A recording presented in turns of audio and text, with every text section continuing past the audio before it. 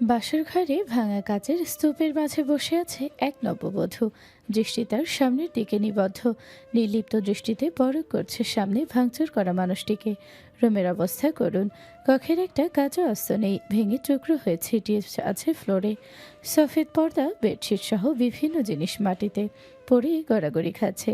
আর তার মাঝে একটু জায়গা করে বসেছে মায়া। পুরো নাম সাইয়ারা খান মায়া। সামনের মানুষটি রেগে আগুন হয়ে আছে, হাতের কাছে যা পাচ্ছে তাই ছুঁড়ে মারছে ফ্লোরে। একের পর এক জিনিস ভেঙে ক্ষান্ত হলো রুদ্র। যখন ভাঙার মতো আর কিছু পেল না, তখন তাকালো মায়ের দিকে। মায়ের কোনো ভ্রুক্ষেপ নেই এসবে, সে অপলক দৃষ্টিতে তাকিয়ে আছে রুদ্রের দিকে। রুদ্র তেড়ে গেল মায়ের দিকে, হাতে হেঁচকা টান দিয়ে টেনে তুলল ওকে। সহসা চড় বসালো মায়ের গালে। শক্ত হাতের চর খেয়েও মায়ের কোনো পরিবর্তন হলো না, শব্দটুকু অবধি হলো না তার। রুদ্র কটমট দৃষ্টিতে তাকালো মায়ের দিকে, বাহু ধরে ঝাঁকিয়ে রাগী কণ্ঠে জিজ্ঞেস করলো, কেন করলি এমন? কি ক্ষতি করেছি আমি তোর? কি করেছি? কি করেছিস জানিস না? কেন বিয়ে করেছিস? মানা করেছিলাম না? এখন আমি আশিকে কি জবাব দেব? বলবি আমাকে বিয়ে করেছিস? তোর লজ্জা করছে না এসব বলতে? রুদ্র হতভম্ব হয়ে জিজ্ঞেস করলো, আমি ভালোবাসি ওকে, 1.5 বছরের সম্পর্ক আমাদের। তাকে প্রতিশ্রুতি দিয়ে আরেকজনকে বিয়ে করেছি, ঠকিয়েছি তাকে। খবরদার ভালোবাসার কথা বলবি না, গা চলে আমার। ওরে আমার ভালোবাসা, যা আজ একজনের উপর আসলো কাল আরেকজনের উপর আসলেন আমার রোমিও, তার 12 জুলিয়েটের গল্প শোনাতে। 12 ভাতারি। মায়া, আল্লাহর বাস্তে হবছা, তোর আরেকটা গাল যেটা লাল হয় নাই ওটারও টমেটো বানাইস না, জুতা খাইস না আমার। তুই জুতা মারলে আমি মনে হয় গালে আঙ্গুল দিয়ে বসে থাকবো। দেখ ভাই, তোর এত প্যাচাল ভালো লাগছে না, ঘুম আসছে খুব, ঘুমাবো আমি। মায়া বিরক্তির স্বরে বলল, আমার ঘুম হারাম করে তোর ঘুম আসছে? হ্যাঁ আসছে, এবার সামনে থেকে দূর হ। বলি বেডের দিকে এগিয়ে গেল। মোবাইল ফোন হাতে নিয়ে কল দিল কাউকে, তড়িঘড়ি করে বলল, বাবাই একটু কষ্ট করে একজন মেয়েটকে রুমে পাঠাও তো। কি হয়েছে প্রিন্সেস? কোনো সমস্যা? রুদ্র তোমাকে কিছু বলেছে? না বাবাই, সমস্যা নেই, একটু সাহায্য লাগবে কারো। আচ্ছা, আমি পাঠিয়ে দিচ্ছি। কোনো সমস্যা হলে বলো। আচ্ছা। রুদ্র প্রশ্নবোধক দৃষ্টিতে তাকিয়ে আছে। মায়া নিজ থেকেই উত্তর করলো, উফ, রুমের যা হাল করেছিস পরিষ্কার করতে হবে তো। উফস, প্রেমিকের বিরহে শেষ হয়ে যাচ্ছে। ব্যঙ্গ করে বলল মায়া। ব্যাগ থেকে কাপড় নিচ্ছে মায়া। রুদ্র ভ্রু কুঁচকে বলল, কি করতেছিস? নাচি, আয় নাচবি আমার সাথে? তোর ব্রেকআপ আর আমাদের বিয়ের সেলিব্রেশন করলে মন্দ হয় না, কি বলিস? বলি অশ্রমে ঢুকলো। রুদ্র দীর্ঘশ্বাস ফেলে কাউচে বসলো। দরজায় নক করছে কেউ অনবরত। রুদ্র বিরক্তির শ্বাস ফেলো। বিড়বিড় করে বকতে বকতে গিয়ে দরজা খুললো। দেখলো সামনে একজন মেয়ে দাঁড়িয়ে আছে। মায়া ম্যাম ডেকেছে। ভেতরে এসো। সরে দাঁড়ালো রুদ্র। ভেতরে এসে চোখে ছানাবড়া হলো তার। রুমের অবস্থা বেহাল। একজনে পরিষ্কার করতেই পুরো রাত লেগে যাবে। সবকিছু সুন্দরভাবে গোছানোর জন্য আরেকজনের সাহায্য দরকার। স্যার, আপনি কি বাইরে যাবেন? না, তুমি পরিষ্কার করো, আমি বেলকনিতে যাচ্ছি। দীর্ঘক্ষণ শাওয়ার নেওয়ার পর বের হলো মায়া। মেয়ের ততক্ষণই সব গুছিয়ে চলে গেছে। রুদ্র রুমের কোথাও নেই। মায়া বেলকনিতে গিয়ে দেখলো রুদ্র উদাস দৃষ্টিতে তাকিয়ে আছে আকাশের দিকে। মায়াময় দৃষ্টিতে তাকালো সামনে স্নিগ্ধ শ্যাম মানুষটির দিকে। মাথায় দুষ্টুমি ভর করলো তাৎক্ষণিক। রুদ্রকে জ্বালিয়ে বিরক্ত করার মতো শান্তি আর কিছুতে নেই। পেছন থেকে জাপটে জড়িয়ে ধরলো মায়া। গাল ঠেকিয়ে দিল রুদ্রের পিঠে। রুদ্র হাঁক চুকিয়ে গেল। পিছনের মানুষটিকে বুঝতে পেরে ছাড়ানোর চেষ্টা করলো। মায়া ছাড়লো না, শক্ত করে জড়িয়ে ধরে আছে রুদ্রকে। রুদ্র ঝাড়া মেরে সরালো মায়াকে। চিবিয়ে চিবিয়ে বলল, তোর সাহস কি করে হলো আমাকে জড়িয়ে ধরার? নিজের জামাইকে জড়িয়ে ধরতে সাহসের কি প্রয়োজন? আমি তো কি বউ বলে মানি না। তুই মান বা না মান, 3 কবুল বলে আল্লাহকে সাক্ষী রেখে আমাদের বিয়ে হয়েছে, এর মানে তুই আমার স্বামী। বাঁকা হেসে বলল মায়া। দুহাত জোর করার ভঙ্গি করলো রুদ্র। অতিষ্ঠ হয়ে বলল, মাফ চাই ভাই, বল এখন তুই স্বামী হওয়ার সুবাদে কি করতে হবে আমাকে? আজ আমাদের বিয়ের ফার্স্ট নাইট রুদ্র, কি করতে হবে বোঝো না তুমি? সুজি খাও। ঠোঁটটা গোল করে বলল মায়া অসম্ভব দৃষ্টিতে। তাকিয়ে থাকলো রুদ্র, দাঁতে দাঁত চেপে বলল, এত নির্লজ্জ তুই। আহারে, হাসছি আমার লজ্জাবান রে। 12 জায়গায় মুখ মেরে এসে সে আমারে লজ্জা শেখায়। আরেকটা থাপ্পড় দিতে চাচ্ছে না তোকে। দিয়ে দেখ তোর হাতের কি অবস্থা করি আমি। চোখ টিপল মায়া। রুদ্র না কুচকে বলল, তুই একটা অশ্লীল, খারাপ ইঙ্গিত দিচ্ছিস। হারামে অভ্যস্ত হতে হতে হালালে পোষাবে না, এটাই স্বাভাবিক। বইয়ের ইঙ্গিত অশ্লীল মনে হবে তখন। তোর না ঘুম পাচ্ছিল? প্লিজ যা ভাই, তোর কথাগুলো শুনতে ঘিন লাগতেছে। বিরক্ত করছিস কেন? তোকে লাগবে ঘুমানোর জন্য। নাটক পাইছস? নাটক না, অনেক দিনের ইচ্ছে ছিল জামাইয়ের বুকে মাথা রেখে ঘুমাবো। তোর কোনো ইচ্ছে পূরণ করতে পারবো না।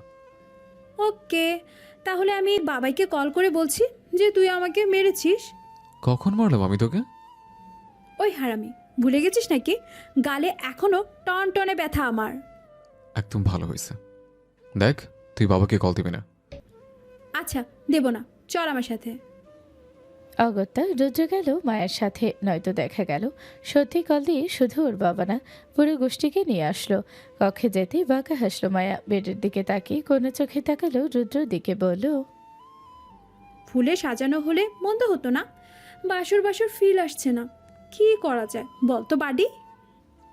রুদ্র গভীর দৃষ্টিতে তাকালো ওর দিকে। মনে মনে নির্লজ্জ বলে গালি দিল কয়েকটা। পিছিয়ে গিয়ে ড্রয়ার খুলে লাইটার নিল হাতে। মিষ্টি হেসে বলল, ফুলের বদলে কয়লা থাকলে আরো বেশি ভালো হয়। বলেই বিছানায় ছুঁড়ে মারল লাইটার। মুহূর্তেই দাও দাও করে আগুন জ্বলতে শুরু করলো। মায়ের শান্ত দৃষ্টিতে তাকালো সেদিকে। রুদ্র ওর দিকে ঘাড় বাঁকিয়ে তাকিয়ে বলল, তোর সংসারে আগুনের সহ্যতি বিছানার মতোই হবে। প্রতিনিয়ত জ্বলে পুরো অঙ্গার হবি। ছাইটুকুও বাঁচবে না মায়ও। ছড়ানোর পরিণাম খুব বিশ্রীভাবে দিতে হবে। আমার সাথে সুখের সংসার আশা ছেড়ে দে। Welcome to hell sweet heart. Best friend হিসেবে আমার কিছু দায়িত্ব আছে তো নাকি? নিশ্চুপে অশ্বমে গিয়ে এক বালতি পানি নিয়ে এলো মায়া। আক্রোশে পানিটুকু ছুঁড়ে মারল বিছানার উপর। বালতি রেখে এসে দেখল রুদ্র কাউচের উপর সর প্রস্তুতি নিচ্ছে। মায়া তপ্ত স্বরে চিল্লিয়ে বলল, আমি কোথায় শুব? বিছানা তো জ্বালিয়ে দিয়েছিস জানোয়ার। It's not my responsibility. তুই কোথায় শুবি সেটা আমার ভাবার বিষয় না। দেখ, তুই যদি মনে করে থাকিস তোর কথা আমি ভ্যাজ ভ্যাজ করে কাঁদবো, বাংলা সিনেমার নায়িকা শাবানার মতো সব কথা শুনবো, তোর কথায় নিচে শুবো, তাহলে তুই ভুল ভাবছিস। শান্ত স্বরে বলল মায়া। আমি কখন বললাম তুই যে নায়িকা শাবানা রিনা খানকেও ছাড়া যাবি কুটনামিতে? কুটনি মহিলা, আল্লাহ মাফ করবে না। দীর্ঘশ্বাস ফেল মায়া। সোফার কাছে গিয়ে ধপ করে রুদ্রের বুকের উপর শুয়ে পড়ল। হাঁক চুকিয়ে গেল রুদ্র। কিছু বলতে চাইলেই মায়া সহসা থামিয়ে দিল তাকে। প্লিজ কিছু বলিস না, ঘুমাতে দে, প্রচণ্ড মাথা ব্যথা, আর কোথাও শোয়ার জায়গা নাই, তোর বুকে একটু জায়গা দে। চুপ করে থাকলো রুদ্র। চাইতেও কিছু বলতে পারল না।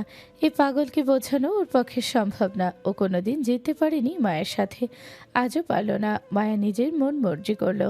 রুদ্র মেনে নিল। বুকের ভেতর ঢিপ ঢিপ করছে। তড়িৎ বেগে থ্রিম থ্রিম শব্দ করছে, লাফাচ্ছে হৃৎপিণ্ড। উপর হয়ে ওর বুকের ওপরে শুয়ে আছে মায়া। সাপের মতো আষ্টে পৃষ্ঠে জড়িয়ে ধরে আছে ওকে। রুদ্রের মনে হলো একটা তুলোর বস্তা ওর গায়ের উপরে তুলে দেওয়া হয়েছে। আশ্চর্য, একটা মানুষের ভার এত হালকা কি করে হতে পারে? আনমনা হয়েই মায়ের চুলে হাত রাখলো রুদ্র। চাদরটা গলা পর্যন্ত টেনে দিল ওর। কিছুক্ষণ পর ডাকলো ওকে, কিন্তু মায়া সাড়া দিল না। সারাদিনের ক্লান্তিতে ঘুমিয়ে পড়েছে মেয়েটা। রুদ্রের মায়া হলো মায়ের ক্লান্ত মুখশ্রীর দিকে তাকিয়ে, কিন্তু তাতে ঘুম আসছে না। কয়েক ঘন্টার মাঝে জীবনটা পুরোপুরি পাল্টে গেল।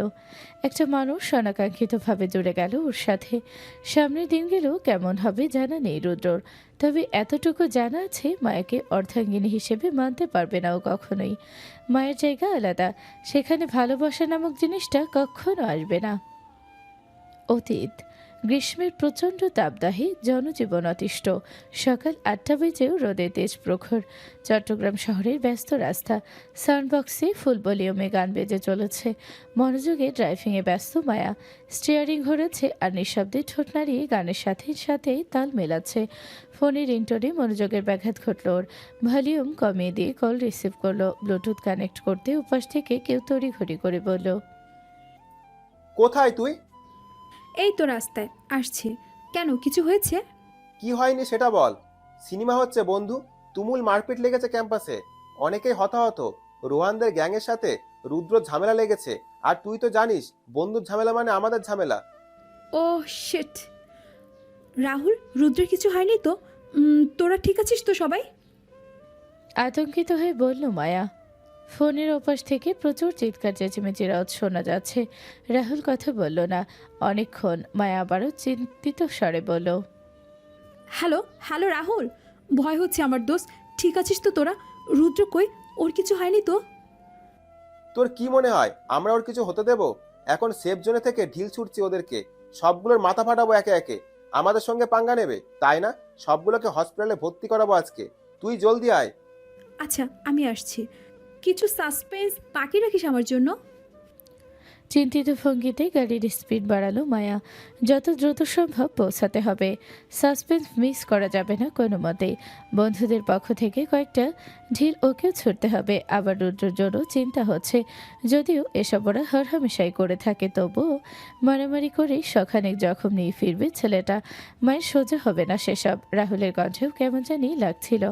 ওর ঠিক আছে কিনা কে জানে। ভার্সিটির মূল ফটকের বাহিরে গাড়ি এসে থামতেই নামলো মায়া। ফটকের ওপর গোটা গোটা অক্ষরে লেখা চট্টগ্রাম বিশ্ববিদ্যালয়। চারপাশে নজর ঘুরে বায়োকেমিস্ট্রি ডিপার্টমেন্টের দিকে এগিয়ে গেল। পরিবেশ শান্ত। রাহুলের স্বীকারোক্তি অনুযায়ী যেমন হওয়ার কথা ছিল তেমন না। কোনো জটলা নেই, চেঁচামেচি নেই। ঘূর্ণিঝড় বাহিরে বয়ে যাওয়ার পর পরিবেশের যেমন শান্ত রূপ থাকে তেমনই দ্রুত পা চালিয়ে হাঁটে মায়া। এদিক ওদিক তাকায় না। না তার বন্ধুদের কাউকে দেখা যাচ্ছে না। সিঁড়ি বেয়ে ওঠার সময় চোখ পড়ে রেলিংয়ের পাশে উদাস দাঁড়িয়ে থাকা আরশির দিকে। মেয়েটা কাঁদছে, চোখ মুছছে বারংবার। ওর বন্ধু গ্যাং ঘিরে আছে ওকে। না চাইতেও কিছু কথোপকথন শুনতে পেল মায়া। আরশি রেগে বলছে, আমার রুদ্রকে মারার সাহস কি করে হয় ওই রোহানের? বেয়াদব! ওর হাত কেটেছে রে অনেক, রক্ত ঝরছিল। আল্লাহ, কিভাবে ব্যথা পেয়েছে আমার জানটা। আরে রুদ্র ভাইয়া, ওই রোহানকে আরো বেশি মেরেছে। রুদ্র ভাইয়ার মারের চোটে ওই রোহান ওঠার শক্তি পর্যন্ত পাচ্ছিল না। তুই কাঁদিস না আরসি, কিচ্ছু হবে না রুদ্র ভাইয়ার। আরশির বন্ধুরা সান্ত্বনা দেয় এসব বলে, কিন্তু আরশির কান্না থামে না। চোখ দিয়ে অবিকল ধারেই অশ্রু গড়ায়, ভেজা গলায় অসহায়ভাবে আওড়ালো, যদি রেড টিসি দিয়ে দেয়, আমি কি করে থাকবো ওকে ছাড়া? রেলিংয়ের ওপর মাথা ঠেকালো আরশি। এত পীড়িতি দেখে বুক জ্বলে গেল মায়ার। হাত মুষ্টিবদ্ধ করে মুখ বাঁকিয়ে বলল, ন্যাকা। দৌড়ে সিঁড়ি বেয়ে উপরে উঠে দোতলায় নিজেদের ক্লাসে যায়ও। মায়া এবারে 4th ইয়ারের স্টুডেন্ট। ক্লাসে গিয়ে দেখে ক্লাসে হাতে গোনা কয়েকজন স্টুডেন্ট আছে। তারা গল্পে মশগুল। দিন দুনিয়া নিয়ে আহামরি মাথা ব্যথা নেই তাদের। এমন কিছু এলিয়েন থাকে, আসলেই দুনিয়া উল্টে যাক, এদের গল্প শেষ হয় না। ব্যাগটা টেবিলে রেখে নিজের পরিচিত ব্যাগগুলো খোঁজে, কিন্তু কোথাও তাদের ব্যাগ নেই। পুনম নামের একজন মেয়েকে ডাকলো মায়া। মেয়েটি এগিয়ে আসতে জিজ্ঞেস করে, ওই পুনম, ক্লাসে সবাই কই রে? সবাই 7 তলায়।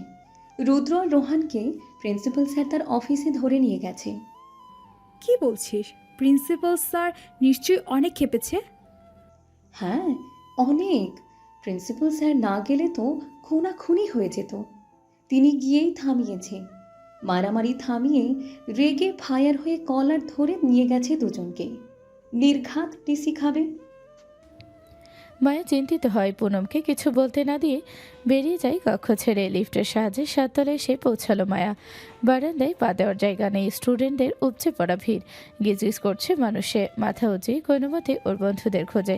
একসময় পেয়েও যায়। ভিড় থেকে একটু দূরে ছাদের সিঁড়ির কাছাকাছি দাঁড়িয়ে আছে 5 জন। রাহুল, আরিয়ান, রোহানি, রিয়ানা আর সাহিল দাঁড়িয়ে আছে। কিছু নিয়ে নিজেদের মধ্যে কথা বলছে ওরা। ভিড় ছেড়ে ঠুলে ওদের কাছে এগিয়ে গেল মায়া। রাহুল রেলিংয়ের সাথে হেলান দিয়ে দাঁড়িয়েছিল। মায়াকে দেখতেই মেরুদণ্ড সোজা করে দাঁড়ালো। বলল, এতক্ষণে আসার সময় হলো তোর? কখন কল করেছি? তাদেরকেই খুঁজছিলাম। এসেছি অনেকক্ষণ হলো, কিন্তু তোরা এখানে কি করছিস? রুদ্র কই? প্রিন্সিপালের অফিসে। এখনো বেরোয়নি? না, দুপাশে মাথা নেড়ে বলল। এত ভিড় কেন এখানে? আশেপাশে তাকিয়ে বলল। নাটক দেখাতে এসেছে সবাই। বিরক্তি নিয়ে বলল রুহানি। আরিয়ান মুখটা বিকৃত করলো, গমগমে সুরে বলল। এদের চেঁচামেচিতে কান ঝালাফালা হয়ে গেল। এক্ষুনি রফিক স্যার আসতো বলে। তখনই রফিক স্যার এসে ধমক দিল সবাইকে। ওদের বায়োকেমিস্ট্রি ডিপার্টমেন্টের হেড। মেজাজ সবসময় খিটখিটে থাকে, রাগ থাকে নাকের ডগায়। উঠতে বসতে ধমকায় সবাইকে। কাল বিলম্ব না করে সবাইকে নিচে যেতে আদেশ দিল সে। তার আদেশ অমান্য করবে এমন সাধি কারো নেই। অগত্যা জটলা বেঁধে নিচে নামতে আরম্ভ করলো সবাই। বলতে না বলতেই নাকটা কুচকে বলল আরিয়ান। রাহুল বিরক্তির স্বরে বলল। এই টাকলা আমাদের একটু শান্তিতে থাকতে দিবে না। এই সবাই চল তো নিচে। রুদ্রকে ফেলে চলে যায় কি করে? ভেতরে কি হচ্ছে কে জানে? চিন্তিত স্বরে বলল মায়া। রফিক স্যারের চোখ পড়ল ওদের দিকে, ধমক দিয়ে বলল সবাইকে। নিচে যেতে বলেছি সবাইকে, তোমরা দাঁড়িয়ে আছো কেন? অদৃষ্টে মুখ বাঁকালো সবাই। নামতে যাবে তখনই রুদ্র আর রোহান বেরিয়ে আসে অফিস কক্ষ হতে। দুজনের গায়ে জখম, গায়ের বিভিন্ন অংশে কেটে গেছে, তবু মুখের কাঠিন্য ভাব সরেনি। প্রিন্সিপালের এত গালি ছিটকেও একটু অনুতপ্ত না ওরা। উল্টো চোখ দিয়ে ভস্ম করে দিচ্ছে একজন আরেকজনকে। চোখের ইশারায় খুন করে ফেলতে চাচ্ছে। রাহুল দৌড়ে যায় রুদ্রর কাছে, গায়ে হাত দিয়ে উদ্বিগ্ন হয়ে বলে। সব ঠিক আছে তো দোস্ত? টুপটুপ করে রক্ত ঝরছে রুদ্রর হাত থেকে। চেপে রাখা টিস্যুটা রক্তে ভিজে চুপচুপে হয়ে আছে, অথচ মুখে ব্যথার কোনো রেশ নেই, যেন কিছুই হয়নি। চবর্গীয় শব্দ করল রুদ্র, কণ্ঠে অহং ঠেলে বলল। আরে হ্যাঁ, কারো সাধ্য আছে নাকি আমাকে কিছু করার? মুখটা বাঁকালো রোহান। রুদ্রকে আরেকটু ঘুষি মারার ইচ্ছে পোষণ করলো মনে মনে, তবে স্যার উপস্থিত থাকায় সেটা সম্ভব হয়ে উঠল না। রুদ্র অতিষ্ঠ হয়ে বলল। বাদ দে তো এসব, নিচে চল। একসাথে নিচে নামলো সবাই। মায়া এদিক ওদিক তাকিয়ে বলল। চল ক্যান্টিনে গিয়ে বসি। তখনই কোত্থেকে আসি দৌড়ে এসে জাপটে জড়িয়ে ধরল রুদ্রকে। রুদ্র পড়তে পড়তে সামলালো নিজেকে। সেকেন্ডে কি ঘটে গেল তা বুঝে উঠতে সময় লাগলো কিছুক্ষণ। ফুপিয়ে কেঁদে দিল আরশি। কাঁদতে কাঁদতে বলল। তোমার কিছু হয়নি তো রুদ্র? ঠিক আছে তো তুমি? রুদ্র আর চোখে তাকালো মায়ের দিকে। মায়ের শান্ত দৃষ্টিতে তাকিয়ে আছে। ভয়ে তো ঢোক গেল রুদ্র। সকালে অনেক মার পড়েছে, এখনো সারা গায়ে টনটনে ব্যথা। শুধু অ্যাটিটিউড বজায় রাখতে শব্দ করতে পারছে না, আবার মার খেতে পারবে না এই মেয়ের হাতে। রোহানকে তো তাও প্রতিঘাত করতে পেরেছে, ওর বন্ধুরা ওর পক্ষ নিয়ে মেরেছে রোহান আর ওর বন্ধুগুলোকে, কিন্তু এখন তো সবাই মায়ের পক্ষ নিয়েই মারবে ওকে। রুদ্র জোর করে ছাড়ালো আরশিকে। আমতামতা করে বলে উঠল। আমি ঠিক আছে আরশি, তোমাকে চিন্তা করতে হবে না। চোখ মুছল আরশি। মায়াময় দৃষ্টিতে তাকালো রুদ্রর দিকে। ঠোঁটের কোণে কেটে গেছে রুদ্রর, রক্ত লেগে আছে সেখানে। আরশি আলতো হাত বোলালো ও ঠোঁটে। ছলছল নয়নে তাকিয়ে জিজ্ঞেস করলো। বেশি ব্যথা করছে? রুদ্র দুই পাশে মাথা নাড়ালো। মায়া আর দাঁড়ালো না, হনহনিয়ে চলে গেল ক্যান্টিনে। রুদ্র এক পলক তাকালো মায়ের যাওয়ার পানে। সবাই দৌড়ে চলে গেল মায়ের পিছু পিছু। রাহুল আরশির পাশ কাটিয়ে গিয়ে রুদ্রর হাত ধরল শক্ত করে, তারপর টেনে নিয়ে গেল ক্যান্টিনের দিকে। নীরব পরিবেশ, পাখির কিচিমিচি ছাড়া অন্য কোনো শব্দ যাচ্ছে না, কারো মুখে কোনো কথা নেই। ক্যান্টিনে যে যার মতো বসে খাচ্ছে। মায়া গোমরা মুখ করে বসে আছে চেয়ারে। রাহুল রুদ্রর হাতে ব্যান্ডেজ করে দিচ্ছে, অন্যরা যে যার মতো আছে। নীরবতা ভেঙে আরিয়ান বলল। কিছু অর্ডার দেওয়া উচিত, খিদে পেয়েছে খুব। তোর খিদে পায় না কখন? ঠ্যাস মেরে বলল রুহানি। আমার বাপের টাকায় খাই আমি, তোর সমস্যা কিসে? রুহানি মুখ বাঁকায়। আরিয়ান ওয়েটারকে ডেকে কোল্ড ড্রিঙ্কস আর পিৎজা অর্ডার দেয় সবার জন্য। ব্যান্ডেজ করা শেষে রুদ্রর উদ্দেশ্যে রাহুল বলল। রোয়ানের সাথে ঝামেলা বাঁধলো কেন? তুই জানতি না কেন ঝামেলা বেঁধেছে? না জেনে মারা শুরু করে দিলি রোহনকে। অবাক হয়ে বলল মায়া। ঘাড় বাঁকিয়ে মাথা ঝাঁকালো রাহুল। বলল। ঝামেলা কেন বেঁধেছে সেটা তো আমাদের জানার দরকার নাই মায়ু। আমি খালি দেখলাম আমার বন্ধুরে সে মারতেছে। এখন দোষ তার হোক বা বন্ধুর, অবশ্যই আমি রুদ্রের পক্ষ নিয়ে ওর হাড়গোড় ভাঙবো। পরক্ষণে আবার রুদ্রের দিকে তাকিয়ে বলল। গুরুতর কিছু হয়েছে নিশ্চয়, এমনি এমনি তো এত বড় ঝামেলা বাঁধার কথা না। বলিস না আর, ফার্স্ট ইয়ারের মেয়ে একটা উত্তপ্ত করছিল, করুক, তাতে আমার তো কোনো সমস্যা নেই। কিন্তু আমি ওখানে ছিলাম, মাত্রই ঢুকছিলাম গেট দিয়ে, মেয়েটা এসে হেল্প চাইল আমার কাছে। হিরো শাস্তে রোহানের কাছে গিয়ে সাবধানে বানিয়ে দিলাম মেয়েটাকে যাতে বিরক্ত না করে। সে আমাকে বলল সে বিরক্ত করবে, সেও র্যাক দিচ্ছে, আর আমি তার কাছে বাহার ঢোকাতে পারি না। আমরা নাকি জুনিয়রদের র্যাক দিই, ওদের ভালো সাজার চেষ্টা না করি। আমি মেনে নিলাম তার কথা, বাট মেয়েটা বারবার হেল্প চাইছিল। ইয়ার, আমরা র্যাক দিই, কিন্তু কার ইজ্জত নিয়ে তো আর টানাটানি করি না। আমি এটাই শান্তভাবে বোঝাচ্ছিলাম ওকে। আমার সামনে মেয়েটার বুকে হাত দিয়েছে, অন্য ধরে টান দেওয়ার আগ উঠেছিল। ফারাবি চৌধুরী রুদ্র আমি, আমার কথা হেলায় ফেলে দিচ্ছিল, একটা মেয়েকে অসম্মান করছিল। হ্যামনে আমরা ছেড়ে দিতাম নাকি ওরে? এটুকু বলে থামলো রুদ্র। রাহুল ঠোঁট কামড়ে তাকালো ওর দিকে, উদ্বিগ্ন স্বরে বলল, ভালো করেছিস। প্রিন্সিপাল কি বললো? গালি খেয়েছিস নিশ্চয়ই অনেক। তো সাবধান মানে দিয়েছেন, পরের বার রেড টিসে দেবেন। মুখে কুলো পেটে বসেছিল মায়া, গোমরা মুখে নিশ্চুপ কথা শুনছিল সবার। রুহানি চোখ পড়ল ওর দিকে, ওভাবে চুপচুপ বসে থাকতে দেখে কপালে ভাঁজ ফেলে জিজ্ঞেস করলো, তোর কিছু হয়েছে মায়ু? কিছু বলছিস না যে? কি বলতাম? না কিছু না, কিন্তু এতটা চুপচাপ। ভালো লাগছে না। রুদ্র কোনা চোখে পরক করলো মায়াকে, মুখে অমাবস্যা দেখে ঠোঁট টিপে হাসলো, হেসে হেসে বলল,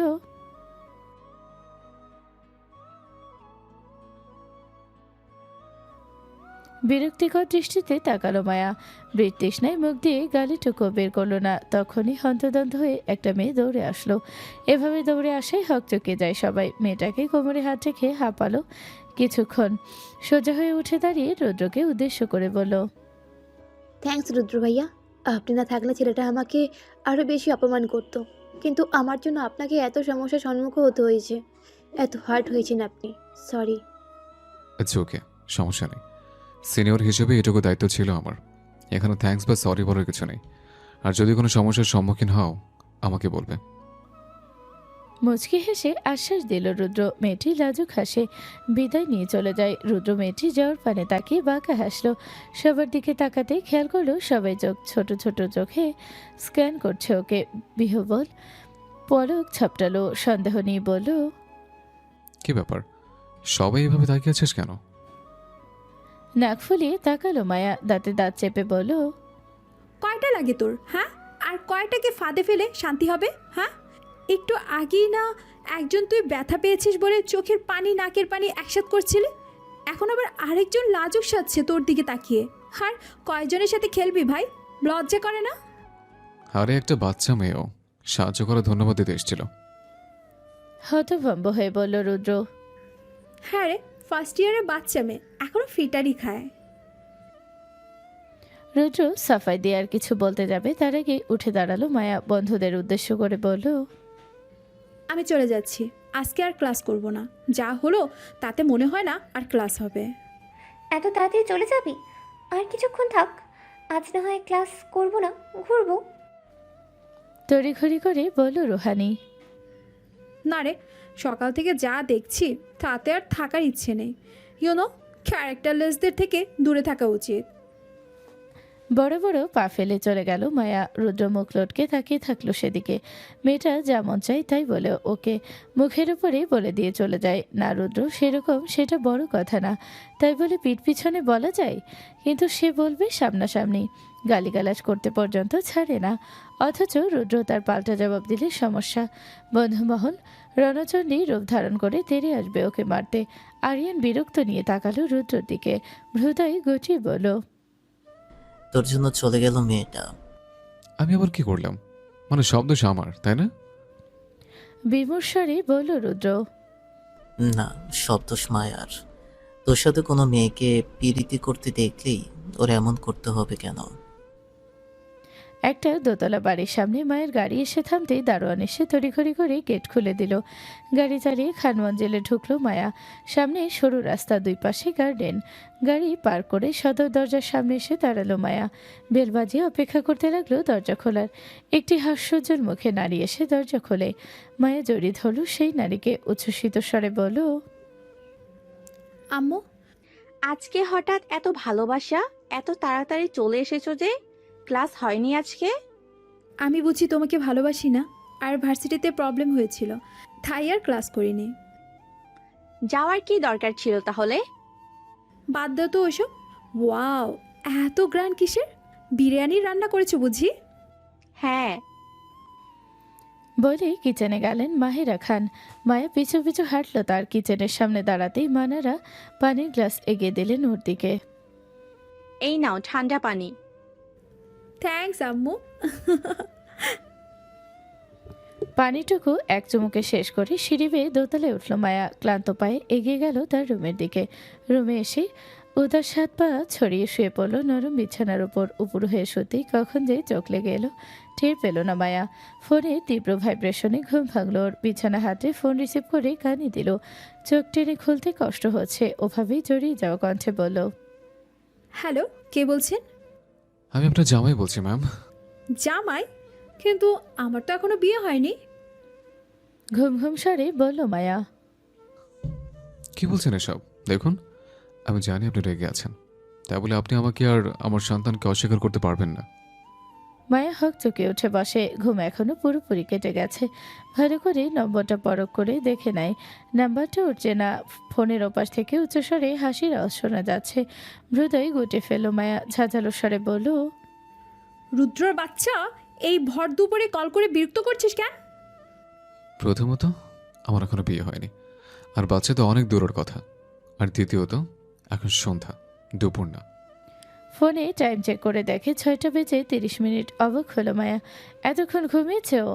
জোহর আসরে নামাজ কাজা হয়ে গেছে, মাগরিবেরটা পড়া যাবে। তবে কেউ ডাকলো না কেন ওকে? ওপাশ থেকে রুদ্র ডাকে ভাবনার সুতো কাটলো ওর। রুদ্র বলল, কিরে, কিছু বলছিস না কেন? ঘুমিয়ে পড়েছিলাম, তাই খেয়াল করিনি যে এতটা লেট হয়ে গেছে। তুই কল কেন করেছিস ওটা বল। তোকে বিরক্ত করতে। হাদারাম। খট করে কল কাটলো মায়া। রুদ্র মুচকি হেসে ফোন নামিয়ে রাখে। এর মানে সকালে রাগা নেই। ফোঁস করে শ্বাস ছেড়ে ট্রেডমিলের উপর দৌড়ে মনোযোগ দেয়। জিমে আছে এখনো। অদূরে ওর বন্ধুরা বসে এটা ওটা বলে বিরক্ত করছে ওকে। মায়া মাগরিবে নামাজ আদায় করে নিচে নামে। মিসেস মাহেরা খান বসে টিভি দেখছেন। মায়া এসে ধূপ করে বসলো তার পাশে। মাকে পাশে বসতে দেখে বললেন তিনি, এতক্ষণে তাহলে ঘুম ভেঙেছে? ডাকনি কেন? অনেক ডেকেছি তোমাকে, দরজা বন্ধ ছিল তাই ভেতরে ঢুকে ডাকতে পারি নাই। কিছু দাও, খিদে পেয়েছে। বিরিয়ানি দিব। রাতে খাবো, এখন অন্য কিছু দাও। বসো তুমি, আমি আনছি, তুমি বসো। আব্বু কখন আসবে? এই তো আরেকটু পর। মায়া বলল না আর কিছু। নিশ্চুপ টিভি দেখায় মনোযোগ দিল। রাত 12টা। বিছানায় শুয়ে চ্যাটিং করছে মায়া ওর ফ্রেন্ডের। একটা হোয়াটসঅ্যাপ গ্রুপ আছে বিবিসি নিউজ চট্টগ্রাম নামে। সারাটা দিন সারাটা রাত ওখানে টুংটাং মেসেজ করতেই আসতেই থাকে। কে কার সাথে রিলেশনে গেল, কার ব্রেকআপ হয়েছে, কে কার সাথে ডেটে যাচ্ছে, সকল পরনিন্দা পরচর্চা হয়ে থাকে সেখানে। এগুলো এখনও হুলুস্থুল চ্যাটিং চলছে। গ্রুপে ঝগড়া হচ্ছে মূলত। টপিক রুদ্র জিএফ। ওর কখনো একজনকে বেশি দিন ভালো লাগে না, কিন্তু আরশি অনেক দিন ধরে টিকে আছে। কারণ কি? কেউ কেউ বলছে রুদ্র আরশিকে সত্যি সত্যি ভালোবাসে, আবার তার প্রতিবাদ করছে কেউ কেউ। ওদের ফ্রেন্ডদের মধ্যে রিলেশনে যাওয়া নিয়ে বড় সমস্যা। এতে ওদের ধারণা বন্ধুদের প্রতি ভালোবাসা কমে যায়, তাই সবসময় লেগে থাকে একজন আরেকজনের পিছনে। মূলত রুদ্র ছাড়া আর কেউ রিলেশনে নেই, তাই এখন সবাই রুদ্রের জিএফের পেছনে হাত ধুয়ে পড়ে আছে। না, রুদ্র মায়াকে ঠকাতে পারে না। এই একটা মেসেজে চোখ আটকালো মায়ের। মেসেজটা দিয়েছে রুহানি। মায়া দ্রুত টাইপিং করলো। কেন রে? ও আমাকে কথা দিছিল নাকি নাকি আমি ওর জিএফ? না, তুই কষ্ট পাবি ও যদি আরশিকে বিয়ে করে। কেন? ও কষ্ট পাবে কেন? আশ্চর্য। রুদ্র এতক্ষণে মেসেজ করলো। মায়া লিখলো না কিছু। দেখতে চাইলো ওর বলদ বন্ধুগুলো কি বলে। কারণ ও তোকে ভালোবাসে। গ্রীষ্মের মাঝামাঝি সময় কালবৈশাখী ঝড় হতে পারে যে কোনো সময়। আকাশে আজ খুব মেঘ করেছে, বৃষ্টি আসার এক মুহূর্ত। ঝড়ো বাতাস বইছে। মায়া তার কক্ষের বেলকনিতে দোলনার উপরে বসে আছে। বাতাসে তার কোমর ছড়ানো লম্বা চুলগুলো সমান তালে উঠছে। কফির কাপে চুমুক বসাচ্ছে কিছুক্ষণ পরপর। দৃষ্টি তার আকাশপানে নিবদ্ধ। আকাশের মতো তার মনেও যে মেঘ ছেয়ে আছে। মায়া দীর্ঘশ্বাস ফেল। সকাল 8টা বেজেছে বোধহয়। কলেজে না থাকলে মায়া কখনো সকালে তাড়াতাড়ি ওঠে না, কিন্তু আজ উঠে গেছে। ফজরের নামাজ পড়ে আর ঘুমায়নি। ঝড়ো হওয়ার ফলে ভার্সিটি বন্ধ দিয়েছে। কাল রাতে রুহানির শেষ লেখাটা দেখার পর মায়া থমকে চেয়েছিল কতক্ষণ। দেখে সাথে সাথে গ্রুপ থেকেও লিফট নিয়ে নিয়েছিল। এরপর কি কথা হয়েছিল মায়ের জানা নেই, কিন্তু রুহানির কথা যে এক ফোঁটা মিথ্যে ছিল না। ওই শ্যামপুরুষকে ভালোবেসে মায়ের সত্যি সত্যি শেষ হয়ে যাচ্ছে। প্রতিনিয়ত বিরহের দহনে পড়ছে সে। ওই মানুষটার উপর যে কোনো নারীর ছায়া সহ্য হয় না তার, কিন্তু ওই নিষ্ঠুর মানব যে তা বোঝে না। সে যে তার কাছে আসা সব নারীকেই সাদরে গ্রহণ করে। সব নারী না, শুধুমাত্র সে ছাড়া। আকাশ ঝেঁপে বৃষ্টি এলো। মায়ের ভাবনার অবসান ঘটে। তাড়াতাড়ি পা চালিয়ে কক্ষের ভেতরে প্রবেশ করে। সকাল না হলে একটু বৃষ্টিতে ভিজতে পারত, কিন্তু এত তাড়াতাড়ি গোসল করতে চায় না সে। মায়ের বিছানা ছেড়ে নিজের মুঠোফোন হাতে নিল। 12টা মিসড কল। মায়ের মুচকি হাসলো। এই মানুষগুলো তাকে খুব বেশি ভালোবাসে। ওর বন্ধুগুলো ওর আরেকটা পরিবার। কালকে গ্রুপ থেকে লিফট নেওয়ার পর রাহুল বারবার ফোন করেছে, কিন্তু ফোন বন্ধ করে রাখায় মায়া ধরতে পারেনি। কল ব্যাক করলো মায়া। রিং হতে হতে কেটে যায় প্রথমবারে। মায়া বুঝলো প্রতিশোধ নিচ্ছে রাহুল। আবার ফোন দিল। একটা ঘুম ঘুম কণ্ঠস্বর ভেসে আসলো ফোনের অপর পাশ থেকে। নাটক করতে কল দিয়েছিস? কালকে কয়বার কল করেছি তোকে? সরি ফোন বন্ধ করে ঘুমিয়ে পড়েছিলাম। গ্রুপ থেকে লেফট নিলি কেন? এমনিতে ভালো লাগছিল না। আমি লিফট নেওয়ার পর কোনো কথা হয়েছিল? না, রুহানি ওর লাস্ট মেসেজটা ডিলিট করে দিয়েছিল। তোকে অ্যাড দিতে চেয়েছিলাম, কিন্তু তুই কেন লেফট নিয়েছিস ওটা আগে জানতে চেয়েছিলি। মায়া দীর্ঘশ্বাস ফেলে। ফোনের অপর পাশ থেকে রাহুল শুনল সে শব্দ, তবে বলল না কিছু। মায়া ভারাক্রান্ত স্বরে বলল, তুই তো সবই জানিস, তারপরও কেন জিজ্ঞাসা করছিস? হ্যাঁ জানি, কিন্তু এভাবে তো ব্যাপারগুলো চলতে পারে না মায়ু। ওকে বল তোর মনের কথাগুলো। রুদ্র পাচ্ছে না রাহুল। ও সব কিছুই বোঝে, জানে, শুধু আমাকে কষ্ট দেওয়ার জন্য নির্বিকার থাকে। দুনিয়ার সব নারীদের পছন্দ করে ও। যেই প্রেমের প্রস্তাব নিয়ে আসে কাউকে ফিরিয়ে দেয় না। বিশাল বড় মন না, তাই সবাইকেই পছন্দ হয়। শুধু পছন্দ হয় না এই আমিটাকেই। ওরা সবাই মোহ, টাইম পাস, কিন্তু তোকে তো টাইম পাসে রাখতে চায় না, তাই এমন করে। আমার মন যে মানে না। আমার ছোটবেলা, কিশোরকাল, যৌবনকাল যে শুধু ওকেই চেয়ে এসেছে।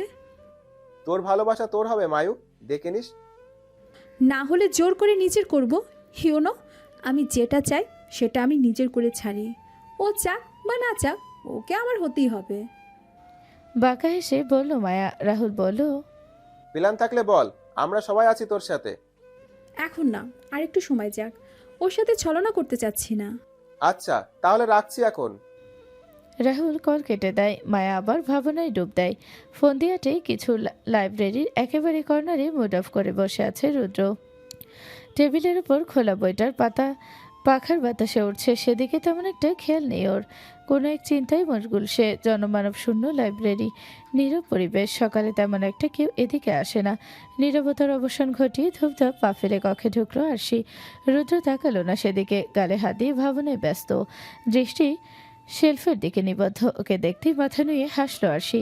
ক্লাসে যাওয়ার পর বান্ধবীদের কাছ থেকে জানতে পারলো রুদ্র এসেছে, তবে সে ক্লাসে উপস্থিত ছিল না তখন। আরশি শিওর ছিল তখন এখানে আসলেই রুদ্রকে পাওয়া যাবে। ওর চেয়ে বেশি ছেলেটাকে কে জানে। আরশি ধীর পায়ে এগিয়ে গেল ওর কাছে। গলা খাকারি দিয়ে মনোযোগ আকর্ষণ করার চেষ্টা করলো। কাজ হলো বটে। রুদ্র হক চুকিয়ে তাকালো, যেন সম্বিত ফিরল এমন। আরশি ডান ভ্রু চালো। রুদ্র অপ্রস্তুত ভঙ্গিতে বলল, তুমি? বসি? অবশ্যই। রুদ্র সরে বসে জায়গা করে দিল ওর পাশে। আর সে একটু কাজ ঘেঁষে বসলো রুদ্রর। ওর মুখের দিকে তাকিয়ে বলল, মন খারাপ কিছু নেই? বিরস ভঙ্গিতে দুপাশে মাথা নাড়ালো রুদ্র। আর সে ফের বলল, আমাকে বলো। ভালো আছো? কথা ঘোরানোর চেষ্টা করলো রুদ্র। আর সে বুঝলো রুদ্র ব্যাপারটা জানতে চাচ্ছে না। তবু রুদ্রর চিন্তিত মুখ দেখে মন খারাপ হয়। আরশির ভীষণ সিরিয়াস কিছু একটা হয়েছে, যার ফলে প্রতিদিনের চিরায়ত হাসিতে মুখে নেই ওর। আরশি হাত বাড়িয়ে রুদ্রের সিল্কি চুলগুলো এলোমেলো করে দিল। মিষ্টি হেসে বলল, বলো আমাকে, মনটা হালকা হবে। তোমাকে বলার মতো হলে প্রথমবারই বলে দিতাম আরশি। তোমার কথা বলো, এদিকে আসলে যে। তোমাকে খুঁজতে খুঁজতেই তো এলাম। আর কথা হয় না। দুজনের মধ্যে আবারও নীরবতায় ছেয়ে যায় লাইব্রেরির বিশাল কক্ষটি। রোজের সামনের খোলা বইটি আরশি হাত বাড়িয়ে টেনে নিল। পাতা উল্টালো। কয়েকটা পরক্ষণে কিছু মনে পড়েছে। এমনভাবে যত্রতত্র টেবিলের উপর রাখা ওর ব্যাগটা কোলে নিল। ব্যাগ থেকে বের করলো কতগুলো প্র্যাকটিক্যাল খাতা, অ্যাসাইনমেন্ট পেপার। রুদ্র, আরশিটাকে পাশ ফিরে তাকালো রুদ্র। গালে হাত ঠেকে কোমল স্বরে বলল, হুম। নাও তোমার অ্যাসাইনমেন্ট আর প্র্যাকটিক্যালগুলো। প্রজেক্টের বিবৃতিটাও নোট করে দিয়েছি, আর রিসার্চ পেপারটাও কমপ্লিট করে দিয়েছি। সোজা হয়ে বসলো রুদ্র। পরপর কৃতজ্ঞ দৃষ্টিতে তাকালো। কয়েকদিন ধরে আশির সাথে তেমন একটা ভালো সম্পর্ক যাচ্ছিল না ওর। অফিসে জয়েন করার পর থেকে বড় ব্যস্ত সময় কাটছিল। সেই সময়টাতে মেয়েটাকে ভীষণভাবে উপেক্ষা করেছে ও। ওর কোনো কল ধরেনি, মেসেজের রিপ্লাই দেয়নি। সামনাসামনি দেখা হলেও না পারতে শুধু দু একটা কথা বলেছে। তাও আশি নিজ থেকে বলতে আসলে তবু আশির কোনো অভিযোগ করেনি, সম্পর্ক ভেঙে দেয়নি, উল্টো সাহস দিয়েছে রুদ্রকে। ওর প্র্যাকটিক্যাল খাতা, অ্যাসাইনমেন্ট পেপারগুলো পর্যন্ত নিয়ে গেছে নিজে করে দেওয়ার জন্য, যাতে ওর উপর বেশি চাপ না পড়ে। রুদ্র ক্ষীণ স্বরে বলল, এত কষ্ট করতে গেলে কেন ইয়ার? তোমার নিজেরটাও করেছ, আবার আমারটাও করে দিয়েছ। শুধু শুধু এত কষ্ট করলে আমি করে নিতাম। রুদ্রর হাত আলতো করে নিজের হাতে মুঠে নিল আরশি। মৃদু স্বরে বলল, তোমাকে হেল্প করেছি, এতে কষ্ট হবে কেন? তোমার সমস্যা কি? আমার সমস্যা না? অফিসের অনেক কাজ, বড্ড চাপ পড়ে যাচ্ছে, তাই না রুদ্র? জবাবে ঠোঁট বাঁকিয়ে হাসলো রুদ্র। এখন আশিকে কি করে বলবে? মায়ের প্র্যাকটিক্যাল করতে করতে মরছেও। মায়ের একগাদা প্র্যাকটিক্যাল অ্যাসাইনমেন্ট করতে দিয়েছে ওকে। নিজের কাজ পড়াশোনাতে অবস্থা খারাপ হচ্ছে রুদ্রর। রীতিমতো চোখে সর্ষে ফুল দেখার মতো অবস্থা, সেখানেও মায়ের কাজ করতে হচ্ছে। নয়তো আছে যে বেডির বন্ধুত্বের দোহাই, ইমোশনাল ব্ল্যাকমেল ফ্রি। দরজার বাহিরে দাঁড়িয়ে দুজনকে উকি ঝুঁকি মেরে দেখছিল মায়া।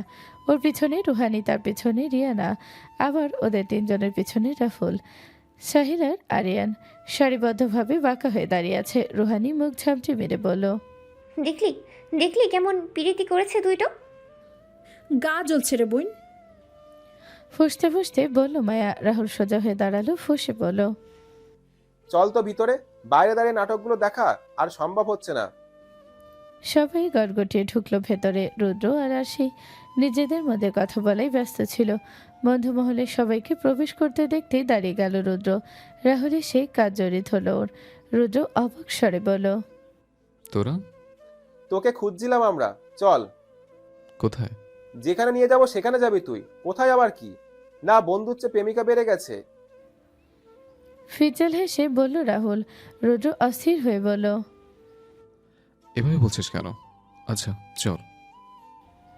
আরশিকে বিদায় দেওয়ার সময়টুকু দেওয়া হলো না ওকে। টেনে টুনে নিয়ে গেল রাহুল আর আরিয়ান। সাহিল ওর প্র্যাকটিক্যাল খাতাগুলো গুছিয়ে নিয়ে বেরিয়ে গেল। আরশি হাত মুষ্টিবদ্ধ করে বসে আছে। রাগ লাগছে ওর, ভীষণভাবে রাগ লাগছে। ওরা একসাথে হলেই তেড়ে আসে ওটা। রুদ্রকে টেনে নিয়ে চলে যায়। ওর থেকে একটু কথা বলার সুযোগটা পর্যন্ত হয় না ওর। মায়ের রোহানি, রিয়ানা তখনও দাঁড়িয়ে ছিল কক্ষে।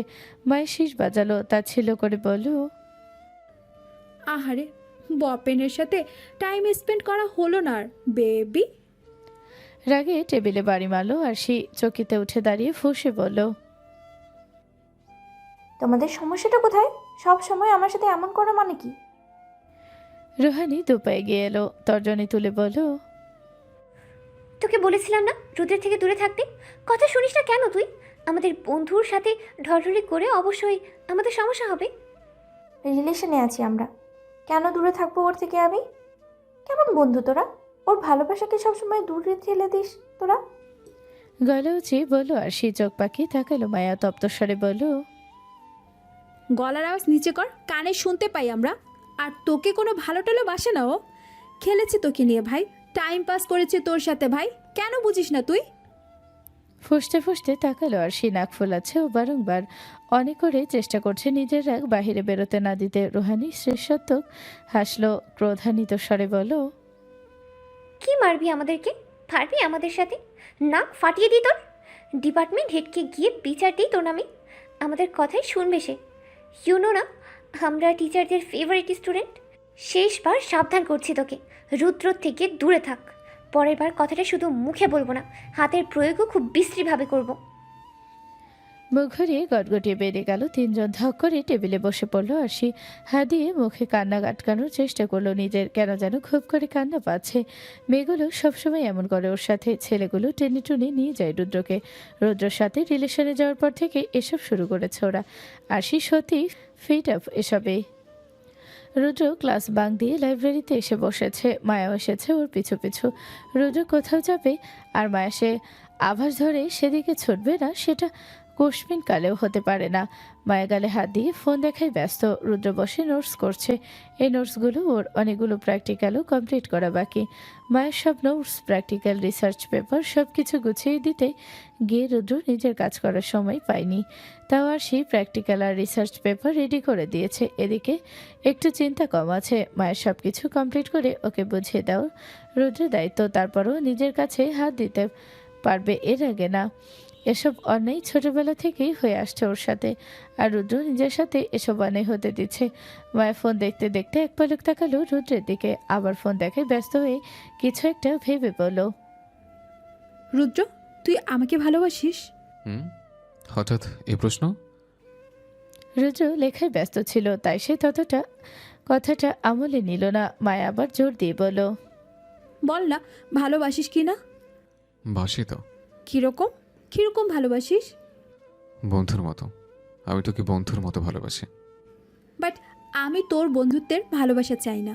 আমি চাই তুই আমাদের বন্ধুত্বের চেয়েও একটু বেশি ভালোবাসিস। রুদ্র এবার লেখা বাদ দিয়ে ভ্রু কুচকে তাকালো মায়ের দিকে। মায়া আবার বলল, আমি তোর চাইল্ডহুড বেস্ট ফ্রেন্ড। পিচ্চি কাল থেকে আমরা একসাথে আছি, ডাইপার পরার বয়স থেকে। তুই কেন আমাকে তোর অন্য বন্ধুদের মতো ভালোবাসিস বল? তোর উচিত না আমাকে একটু বেশি ভালোবাসা? রুদ্র অবুঝ দৃষ্টিতে তাকালো ওর দিকে, বলল, আমি তোকে সবার চেয়ে বেশি ভালোবাসি মায়ু। আমার সব ফ্রেন্ডদের চেয়ে বেশি। তুই আমার কাছে সবার থেকে আলাদা। বাট সেটা বন্ধুর মতো। তাহলে তুই কেমন চাচ্ছিস? যেমনটা আমি তোকে ভালোবাসি তেমন।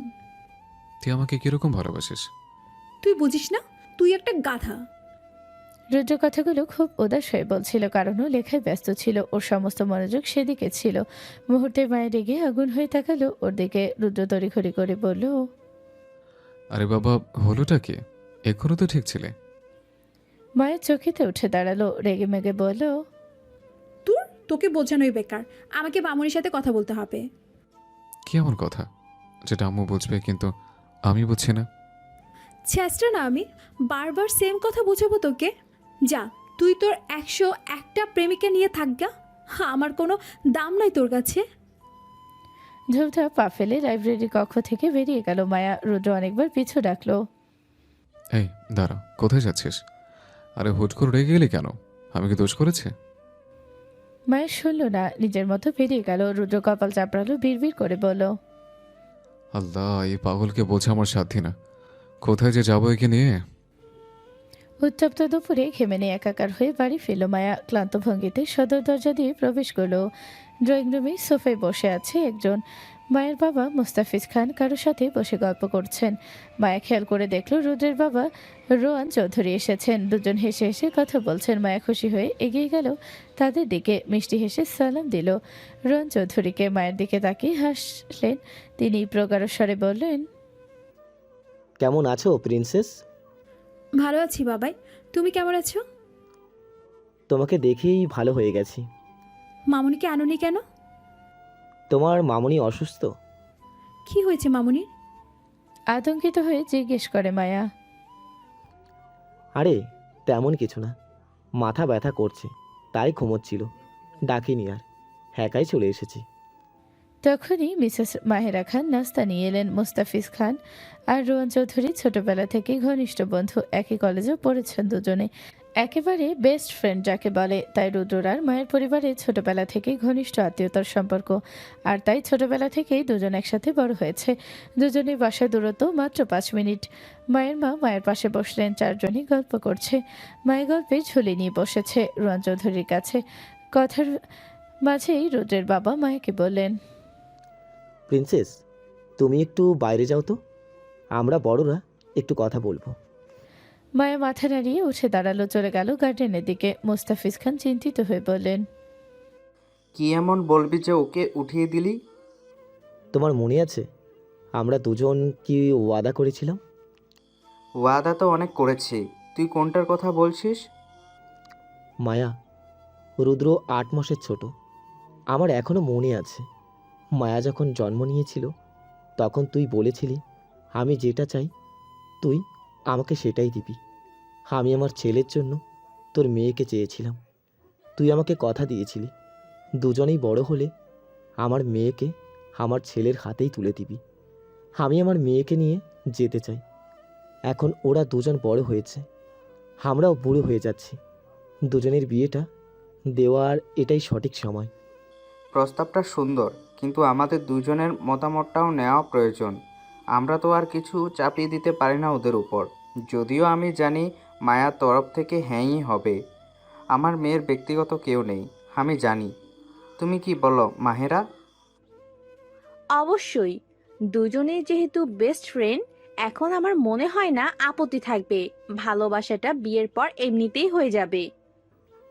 তাহলে আমার রুদ্রর তরফ থেকেও হ্যাঁ থাকলো। আমি পৌঁছে মাত্রই ওর সাথে কথা বলবো। তাহলে এই কথাই থাকলো, ভাবিকে নিয়ে আসিস, তার সাথে তাহলে বিয়ের দিন তারিখ ঠিক করব। আলহামদুলিল্লাহ, তাহলে খুব তাড়াতাড়ি বেয়াই হতে যাচ্ছি আমরা। বলেই জড়িয়ে ধরলেন মোস্তাফিজ খানকে। মাহেরা খান উঠে দাঁড়ালেন, কিচেনে গিয়ে চটজলদি মিষ্টি নিয়ে আসলেন। রায়ন চৌধুরী মোস্তাফিজ খানকে মিষ্টি খাইয়ে দিলেন। মায়ের পা দুটো স্থির হয়ে গেল, নিজেকে ধাতস্থ করতে সময় নিল। সে কি কল্পনা করেছে? নাকি মা বাবারা সত্যি সত্যি ওদের বিয়ে ঠিক করেছে? মায়ের গার্ডেনে কিছুক্ষণ সময় কাটিয়ে বাড়িতে ফিরে আসছিল, কিন্তু বড়দের কথা বলা বার্তায় থমকে দাঁড়ালো। মায়ের বুকের মধ্যে এখনো ঢিপ ঢিপ শব্দ করছে, মনের মধ্যে নিজের প্রিয়জনকে একান্ত নিজের করে পাওয়ার আশা। আচ্ছা, ও কি আশায় বুক বাঁধবে, নাকি এই ইচ্ছা ভেঙে গড়িয়ে যাবে? মায়ের নিজেকে বুঝ দিল, আশা ভাঙবে কেন? মা বাবারা নিজেরা ওদের বিয়ে ঠিক করেছে। মায়ের যে পথে এসেছিল সে পথে আবার দৌড় দিল। একেবারে গার্ডেনে গিয়ে থামলো।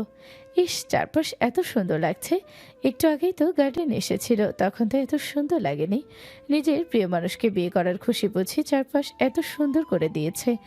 মায়া ইয়ে বলে চিৎকার করে পুরো গার্ডেনে দৌড়াতে লাগলো। ভালো লাগছে, অসম্ভব ভালো লাগছে। জামিলার মা গার্ডেনে এসেছিলেন টমেটো নিতে। জামিলার মা মূলত মায়েদের গার্ডেনে কাজ করে, মাঝে মাঝে কিচেনেও টুকিটাকি কাজ করে দেয়। মায়া দৌড়ে গিয়ে তাকে জড়িয়ে ধরলো, হাত ধরে ঘোরাতে লাগলো তাকে। ম্যাডাম, পইরা জামু তো স্থারে নামারে।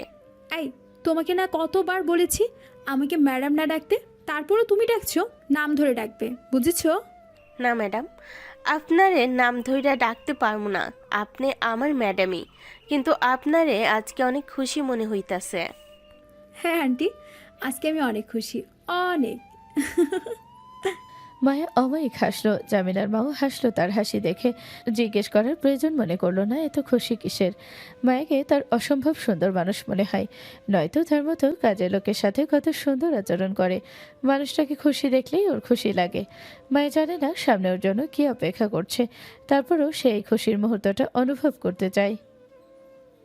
নিস্তব্ধ গভীর রাত, ক্ষণে ক্ষণে ঝিঝি পোকার ডাক শোনা যাচ্ছে। মায়ের নিজের কক্ষে বসে পড়ছে, সামনে এক্সাম, কিন্তু এখনো অনেক পড়া বাকি। রাতেই তার মা বাবা তাকে রোহন চৌধুরীর প্রস্তাবটা জানিয়েছে। মায়া সংকোচহীনভাবে উত্তর দিয়েছে সে রাজি। হঠাৎ একটা শব্দে মায়ের মনোযোগের ব্যাঘাত ঘটে। মায়ের এদিক ওদিক তাকিয়ে নিজের মনের ভুল ভাবে, আবার পরে মনোযোগ দেয়।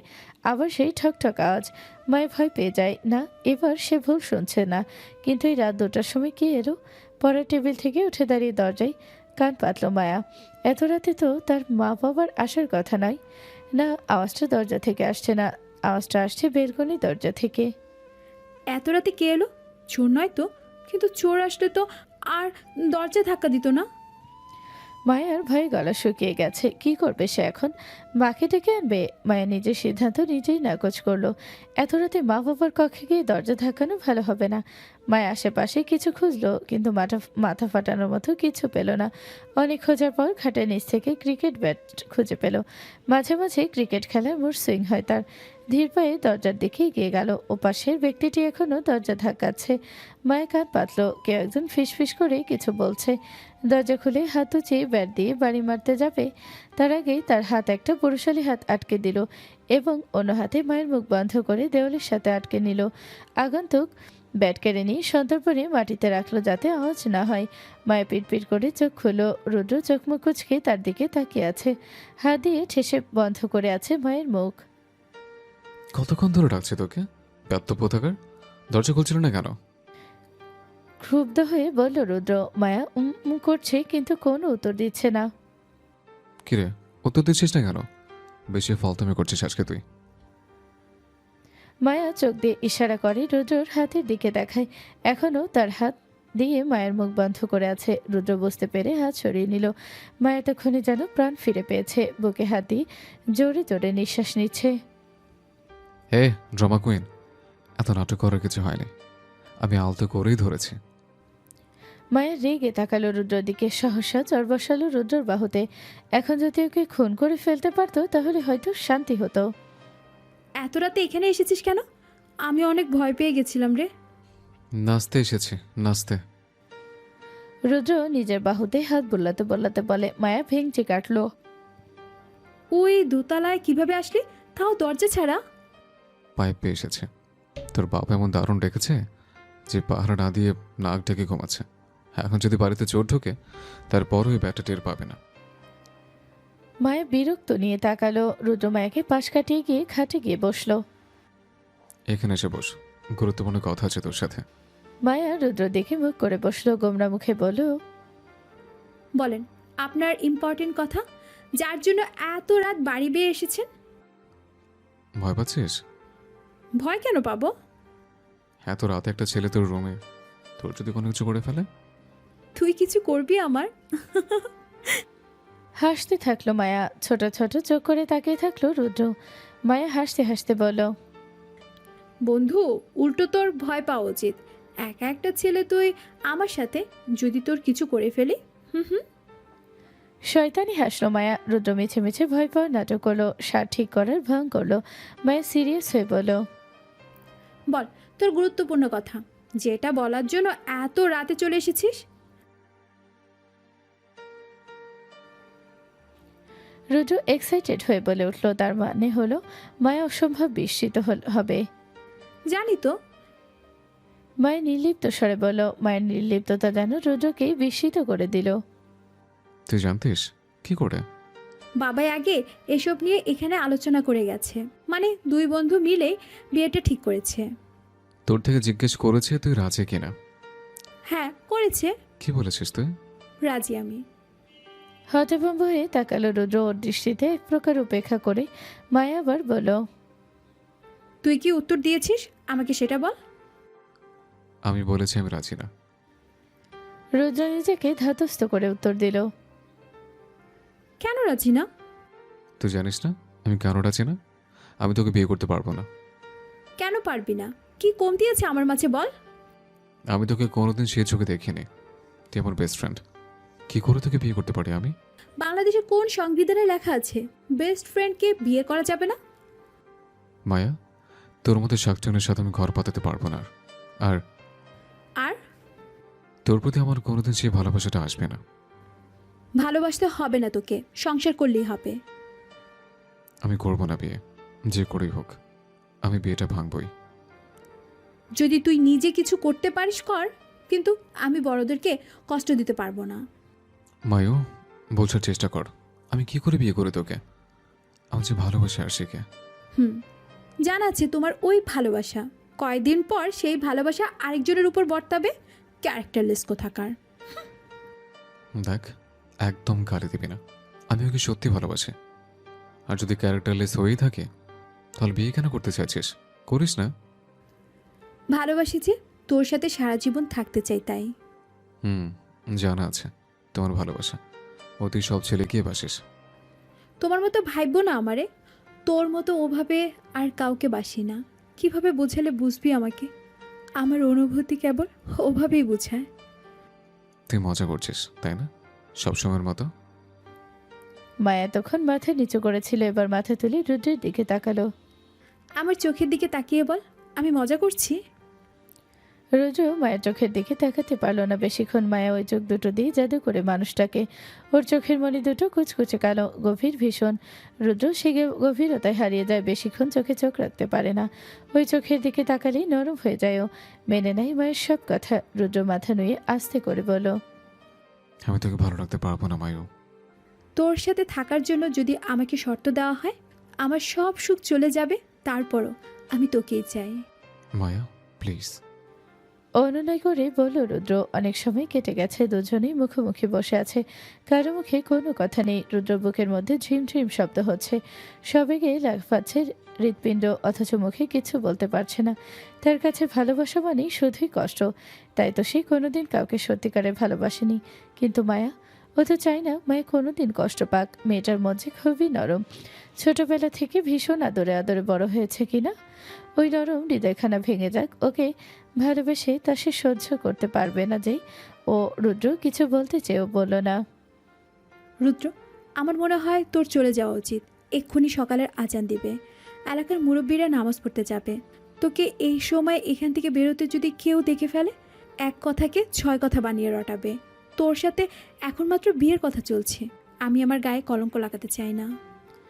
মায়া হাঁটুতে ঠোঁটনে রেখে বলে ওঠে। রুদ্র চিন্তা করে দেখলো মায়ের সব কথাই ঠিক। এখন কারো হাতেই ধরা বলে তিল থেকে তাল হয়ে রটবে। ও চায় না মায়ের দিকে কেউ আঙুল তুলুক। রুদ্র উঠে দাঁড়ালো, বেলকনির দিকে আগাতে যাবে, তখনই মায়া উঠে দাঁড়িয়ে বাধা দিল, বলো, কষ্ট করে পাইপ দিয়ে নিচে নামতে হবে না। দরজা খুলে দিচ্ছি, দরজা দিয়ে যা। লাগবে না, যেদিক দিয়ে এসেছে সেদিক দিয়েই যাব। কিন্তু কোনো কিন্তু না। বাইরের মানুষের কথার ভয় পাচ্ছিস? তাহলে ভেতরে মানুষ, মামুনি আর বাবা যদি উঠে যায়? ওরা কিছুই বলবে না। না বললেও সম্মান ঘরে বাইরে দুদিকে রক্ষা করতে হবে। রুদ্র বেলকনিতে চলে গেল, তার পিছু পিছু মায়াও গেল। বেলকনিতে পা রেখে পাইপে পা রাখতে যাবে, তখনই পা স্লিপ করলো। মায়ের বুক ধক করে উঠল। তাড়াতাড়ি এগিয়ে গিয়ে হাত ধরতে যাবে, তার আগে রুদ্র নিজেকে সামলে নিল। হাতলে রাখা রুদ্রর হাত দুটো শক্ত করে ধরল মায়া। দূর থেকে আজানের ধ্বনি ভেসে আসছে, সকাল হয়ে গেছে তাহলে। রুদ্র নরম স্বরে বলল, মায়ু হাত ছাড় আমার, নিচে নামতে হবে তো। আমার যে ভয় লাগছে। ভয় পাস না, কিচ্ছু হবে না। বিয়ের আগে বিধবা হতে চাই না রুদ্র, উঠে আয় প্লিজ, দরজা দিয়ে যা। ফালতুমি করিস না জান, হাত ছাড়। মায়া হাত ছেড়ে দিল, অসহায়ভাবে বলল, সাবধানে। রুদ্র পাইপ বেয়ে নিচে নামছে। মায়া দৌড়ু দৌড়ু বুক নিয়ে ইউনুস পড়ছে। অবশেষে রুদ্র মাটিতে পা রাখলো। মায়া স্বস্তির নিঃশ্বাস ছাড়ল। এতক্ষণ যেন শ্বাস বন্ধ করেছিল ও। রুদ্র মায়াকে হাত দিয়ে বাই বলে। মায়া মুচকি হেসে হাত নাড়ায়। রুদ্র দ্রুত পা বাড়ালো। মায়ের চাতক পাখির নাই চেয়ে থাকলো সেদিকে। দারুণ এখনো ঘুমোচ্ছে। রুদ্র গেট পেরিয়ে বেরিয়ে যায়। গাড়ি নিয়ে এসেছিল সে, গেট থেকে কিছুটা দূরে পার্ক করেছিল। গাড়ি স্টার্ট দিয়ে রুদ্র তার গন্তব্যের দিকে রওনা দেয়। মায়ের রুদ্রের গাড়ি অদৃশ্য হওয়া পর্যন্ত তাকিয়ে থাকে সে এক দৃষ্টিতে। দৃষ্টি সীমানা থেকে রুদ্রের গাড়ি অদৃশ্য হতেই দীর্ঘশ্বাস ছাড়ল মায়া। নিমেষ তাকিয়ে থাকলো কালো আকাশের দিকে। পাখির কিচিমিচি শোনা গেলেও কিছুটা নিস্তব্ধতা ছেয়ে আছে চারপাশ। এই নিস্তব্ধ রজনীতে এক অপেক্ষমান রমণীর নিস্তব্ধতাও মিশে একাকার হয়ে যায়। বেলা বাজে 12:30। মায়া এখনও পড়ে পড়ে ঘুমোচ্ছে।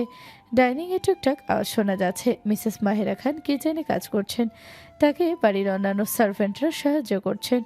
ষষ্ঠবারের মতো তিনি ডেকে উঠলেন মায়াকে। সকাল থেকে এ নিয়ে কয়বার যে ডেকেছেন তিনি তার হিসেব নেই, কিন্তু মায়ের ওঠার নাম গন্ধ নেই। অবশেষে আর না পেরে তিনি মায়ের কক্ষে গেলেন।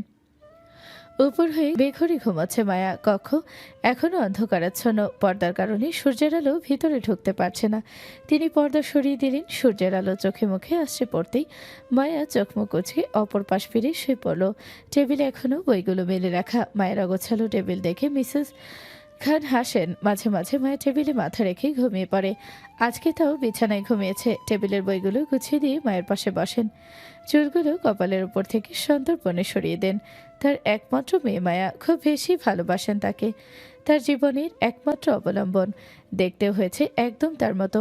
অসুস্থতা যেন মেয়েটার পিছু ছাড়ে না। ছোটবেলা থেকে ভীষণ নাজুকভাবে বড় হয়েছে ও। 2 দিন পর পর অসুস্থ হয়ে পড়ে। হসপিটালে ভর্তি হতে হয়। মা বাবা দুজনে একটু বেশি ভালোবাসে ওকে। ওর কোনো ইচ্ছে অপূর্ণ রাখে না। ছোটবেলা থেকে যা চেয়েছে তাই পেয়েছে। ওর আদরে খামতি হবে বলে ওর কোনো ভাই বোন পর্যন্ত নেয়নি। ছোটবেলা থেকে ভীষণ রকমের জেদি হয়েছে মেয়েটা। ওর আশেপাশের মানুষগুলো সবসময় ওর জেদ মেনে নেয়। ওর বন্ধু হোক, ওর মা বাবা হোক, সবাই তাই জেদগুলো পাল্লা দিয়ে বেড়েছে সময়ের সাথে। যে জেদ রচানোর জন্য সব কিছু করতে পারে ও। কারো কথা শোনে না, কারো নিষেধ মানে না। মেয়ের মনের খবর জানেন তিনি। রুদ্রের জন্য মেয়ের এই অগাধ ভালোবাসার খবর তিনি অনেক আগেই পেয়েছেন। ব্যাস শুধু এতটুকুই দোয়া, দুজনেই যাতে ভালো থাকতে পারে, সংসার যাতে অসম্ভব সুখের হয়। মাহিরা খান ডাকলেন মেয়েকে, কিন্তু মায়ের চোখ টেনে খুলতে পারছে না। মায়া উঠো, সকাল হয়ে গেছে। আর একটু ঘুমাতে দাও আম্মু। এ কি অবস্থা তোমার? সারা রাত চোর পাহারা দিয়েছো নাকি? চোখ বন্ধ করে বলল মায়া। কয়টা বাজে? 12:30। কি এত দেরি হয়ে গেছে ঘুম থেকে উঠতে?